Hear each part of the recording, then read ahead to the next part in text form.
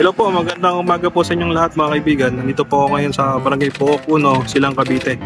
So yan po, yan way na yan, papunta po yan ng Lumil Silang, papunta po ng PNPA, papunta po yan ng Calax o Manila, itong way na to. Tapos pag dumana naman po kayo, papunta po yan ng, ng Tagaytay. May daan po yan ng Tagaytay City. Yan po.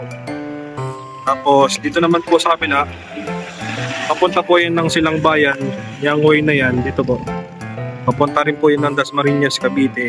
May daan din po yan. May daan din yan ng papunta ng Manila.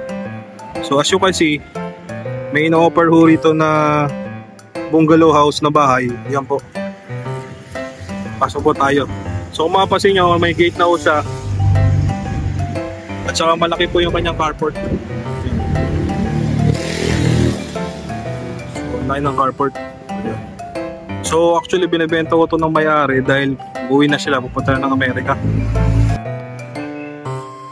As you can see po, ito po yung pinaka-surrounding zone ng kanilang property. Ito po, ang laki po ng kanilang carport. Yan, kasya nga po ang dalawang sasakyan dito eh. Talagang pinagawa na po nila.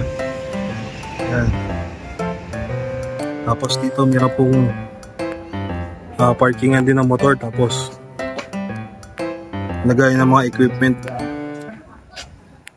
dito. Yan. So ginawa nila lagay ng equipment to.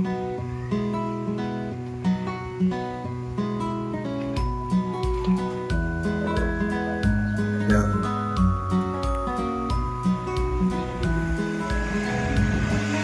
Tapos ito yung parkingan ng ng mga sasakyan. Kasi yan, dalawang sasakyan guys. So yun po, akit na po tayo sa taas para magkaroon po tayo ng idea sa property. Yan lang.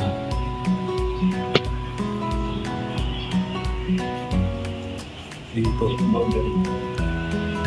May daan po rito papuntang no? Yung sa yung Labaan, meron po no?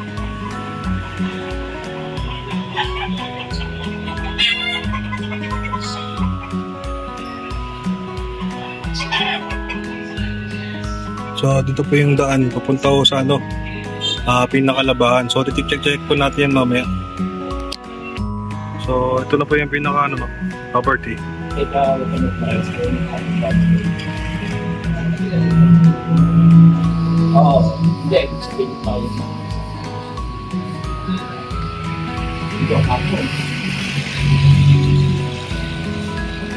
Pasok po natin dito sa gilid.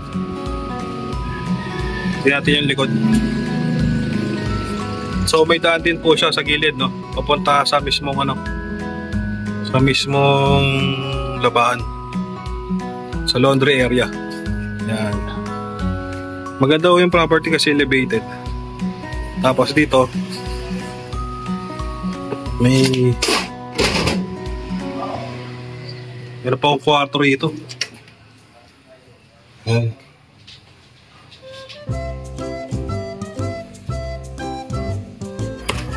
Tapos meron siyang sariling CR.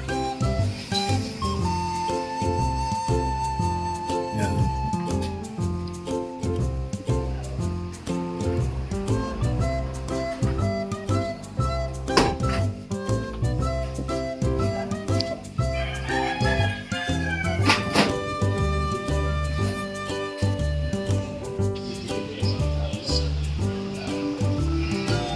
Pasok tayo, sir.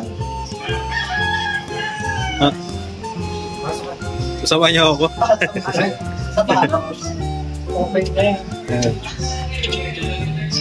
So ito, kasama na yung gamit to, sa lahat ng ito, sofa, kasama na. Saka yung TV, kasama na rin yung TV. Pero hindi lang daw po yung stereo. Tapos yung CCTV, may CCTV rin po sila. Yan, kasama na. Ganda ng property kasi fully furnished na eh. Talagang pinaganda po ng owner. Yan. So kasama na rin yung rep. So lahat to nakikita nyo kasama na. Including lang ko doon sa dito po sa water dispenser. Yan. Makapasin nyo ito, naka-granite na no?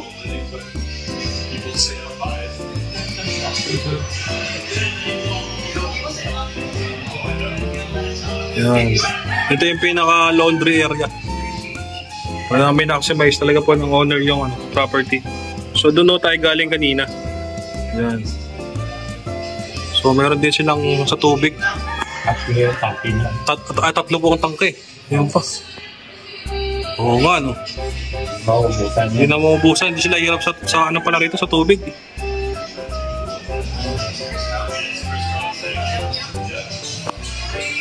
So ito pa yung loob ng property na bungalow. Actually bungalow type po ito eh. So lahat po nakikita yung mga gamit kasama na po yan sa binibenta. So saan pa yung master's bedroom?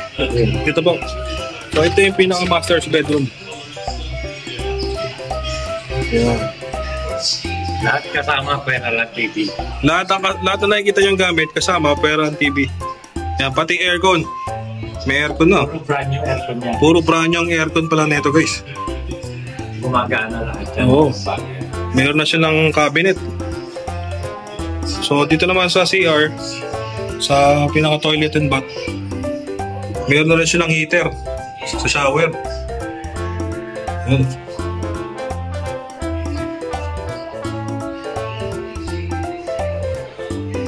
So talagang ang price na ito parang bawi lang ko sa pinagawa eh. Kasi talagang pinaganda ko talaga yung property. So ito po sa hallway meron silang toilet and bath, common toilet and bath. Pero sige po, sorry.